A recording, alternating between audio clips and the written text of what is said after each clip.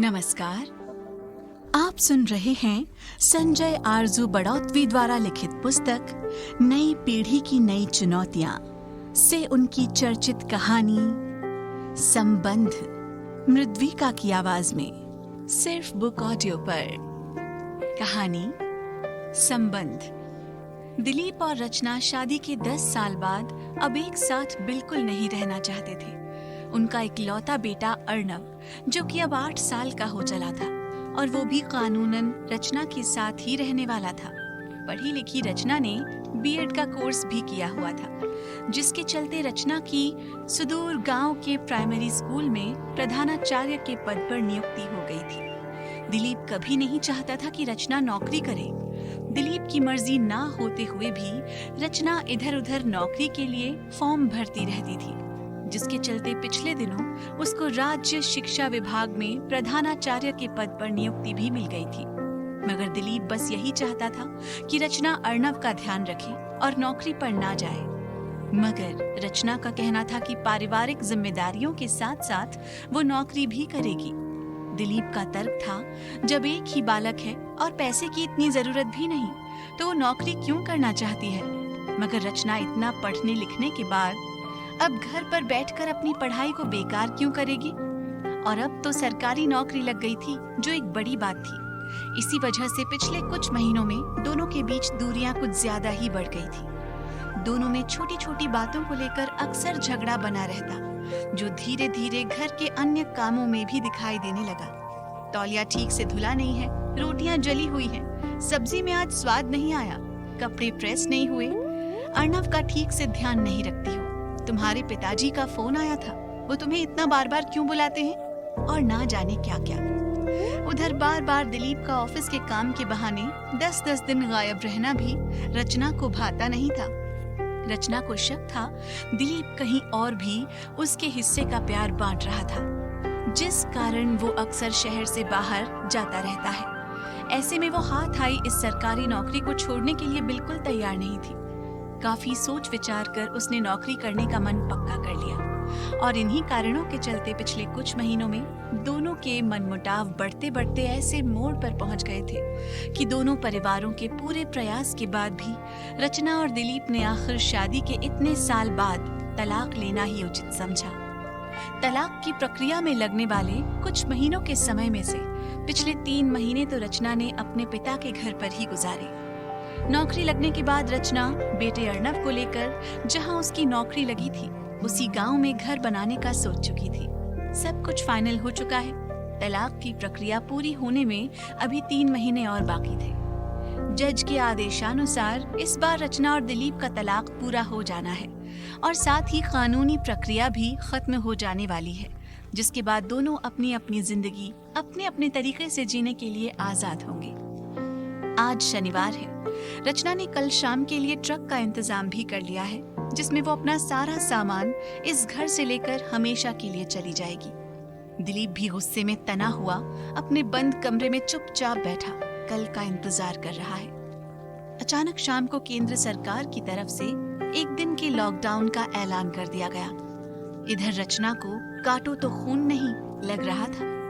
कल जैसे ही वो दिलीप का घर छोड़ेगी, उसकी जिंदगी से आफतों का दौर खत्म हो जाएगा और अपने इकलौते बेटे अर्णव के साथ एक नई जिंदगी की शुरुआत करेगी।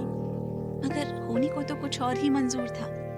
वो दिन भर ट्रांसपोर्ट पर फोन करती रही, मगर ट्रांसपोर्ट वाले ने स्पष्ट कह दिया, लॉकडाउन के रहते कोई गाड़ी नहीं चल पाएगी। किसी तरह दिलीप और रचना ने 1 दिन साथ और निकाल लिया, मगर परेशानियां इस घर का पीछा छोड़ने को तैयार ही न थी।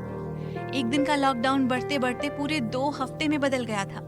छोटे से 2 कमरों के फ्लैट में दिलीप और रचना का एक साथ एक छत के नीचे इतने दिनों रहना वैसे तो असंभव था, मगर सरकार द्वारा अचानक किए गए इस घोषणा के बाद दोनों ने अपने अपने दिलों पर पत्थर रख लिए। मजबूरी ही ऐसी थी, कुछ भी नहीं हो सकता था।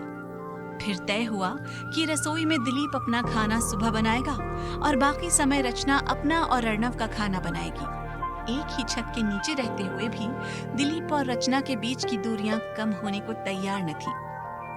अभी 2 ही दिन गुजरे थे कि अचानक अर्णव के नहाकर निकलने के बाद गीले फर्श पर चलते चलते रचना का पैर फिसल गया। वो धड़ाम से फर्श पर गिर पड़ी। चीख पुकार सुन दिलीप भी अपने कमरे से निकल बाथरूम की तरफ दौड़ा। दिलीप फर्श पर पड़ी रचना को देख ठिठक कर रुक गया। सोचा अब क्या करें, मगर तब तक दर्द से कराहती रचना सहायता के लिए अपना हाथ दिलीप की तरफ बढ़ा चुकी थी। रचना की चीख पुकार से दिलीप को लग रहा था रचना की कोई कूल्हे की हड्डी न टूट गई हो। किसी तरह दिलीप ने रचना को पलंग तक पहुंचाया। रचना दर्द के मारे चीख रही थी।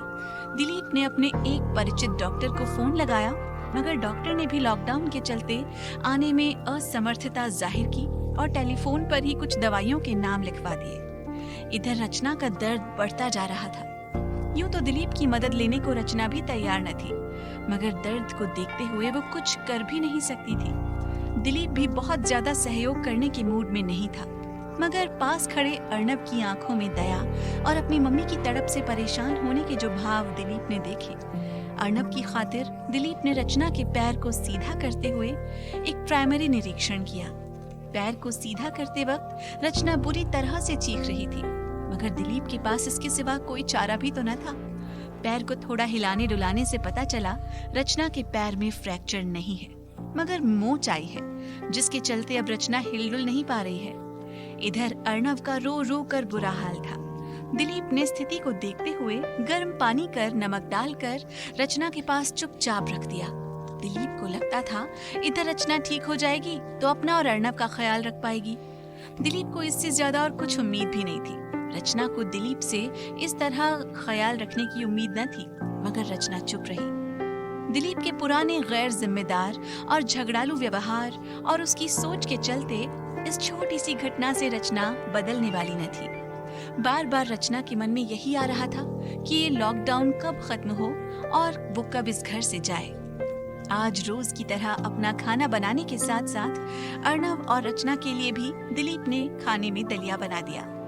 दलिया बनाकर दिलीप ने अर्णव के हाथों रचना के पास पहुंचा दिया।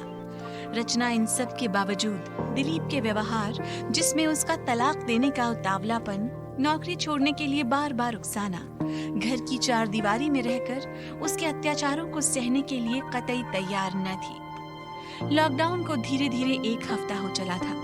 रचना के पैर की मोच पिछले 2 दिन से थोड़ी कम होने के कारण अब रचना अपने लिए घर में काम करने लगी। अभी तक किसी तरह अर्णव को दिलीप ने ही संभाल रखा था। अब रचना ने भी घर की साफ सफाई में हाथ बटाना शुरू कर दिया था। बहुत अधिक देर तक खड़ा ना हो पाने के कारण खाना अभी भी दिलीप ही बना रहा था। आज शाम का खाना रचना ने ही बनाने की सोची। खाना बनाते बनाते रचना ने थाली में खाना रखकर दिलीप के कमरे के बाहर रख दिया, मानो रचना दिलीप का एहसान उतारना चाहती हो। रचना के रुख में आई नरमी से दिलीप मन ही मन खुश था। लॉकडाउन अभी 1 हफ्ते और जारी रहने वाला था। इस दौरान एक ही छत के नीचे विपरीत परिस्थितियों में रहने के चलते जैसे दिलीप और रचना ने अपनी अपनी गलतियों को नए सिरे से समझना शुरू कर दिया था। विचारों की तलखी धीरे धीरे कम होने लगी थी। लॉकडाउन खत्म होने में सिर्फ 2 दिन बाकी है। दिलीप को भी 10 दिनों में अपने हाथ का खाना खाने के साथ साथ परिवार की जरूरतों की बातें समझ में आ गई और पत्नी और बच्चों के बिना खाना कितना स्वादहीन और जीवन कितना नीरस हो सकता है, दिलीप सोचकर भी डर रहा था। पिछले 10 दिनों में दिलीप ने रचना और अर्णव का जिस तरह ख्याल रखा था, रचना के मन में भी दिलीप के लिए दूसरी शादी का शक अब खत्म हुआ था। 2 दिन में लॉकडाउन खत्म होने वाला है। तलाक के अंतिम पड़ाव पर खड़े रचना और दिलीप दोनों ही एक दूसरे के बीच उपजी गलतफहमियों को अब अलविदा कह चुके थे। आज शाम दिलीप अपने कमरे में बैठा कुछ पढ़ रहा था कि अर्णव ने उसके कमरे में कदम रखा। दिलीप चौंक गया, क्योंकि रचना ने अर्णव को कभी भी दिलीप के पास आने नहीं दिया था। ऐसे समय में अर्णव के दिलीप के पास आने से वो एकदम मुस्कुरा उठा। उसने अर्णव को गोद में भर लिया, मानो वो इसी पल का इंतजार कर रहा था। तभी दिलीप को दरवाजे पर एक परछाई उभरती महसूस हुई। दिलीप की नम आंखें दरवाजे की तरफ उठी। वहां गुमसुम सी खड़ी रचना मानो सब कुछ भूलकर खुद को दिलीप के पास ले आई थी। अर्णव को गले लगाए खड़ा दिलीप 2 कदम दरवाजे की तरफ ही चला था कि रचना सब कुछ भूलकर दिलीप के गले जा लिपटी। काफी देर तक कमरे में सन्नाटा पसरा रहा। तभी रचना के मोबाइल पर घंटी बज उठी। ट्रांसपोर्टर का फोन था। कल लॉकडाउन खत्म हो रहा है। वो पूछना चाह रहा था ट्रक कब लगा दे। रचना ने ट्रक ऑपरेटर को मना कर दिया। दिलीप ने प्रश्नवाचक नजरों से रचना की तरफ देखा। रचना मुस्कुरा दी और तपाक से बोली, मैंने सामान ले जाने को मना किया है, अपना ट्रेन का टिकट कैंसिल नहीं कराया है। दिलीप के चेहरे पर आई पल भर की हंसी अगले ही पल गायब हो गई। दिलीप के मुरझाए चेहरे को देख रचना मुस्कुराते हुए बोली, अरे बाबा, जल्दी ही अपना ट्रांसफर इसी शहर में तो करा सकती हूँ ना। सुनते ही दोनों एक साथ हंस दिए। कल रचना चली जाएगी, मगर हमेशा के लिए नहीं, बल्कि वापस आने के लिए। इस लॉकडाउन ने रचना और दिलीप के संबंधों को हमेशा के लिए पुनर्जीवित जो कर दिया था। आप सुन रहे थे संजय आरजू बड़ौतवी द्वारा लिखित कहानी संबंध। आपको कैसी लगी कमेंट में जरूर बताएं या हमें लिखें sanjayarzu@gmail.com पर।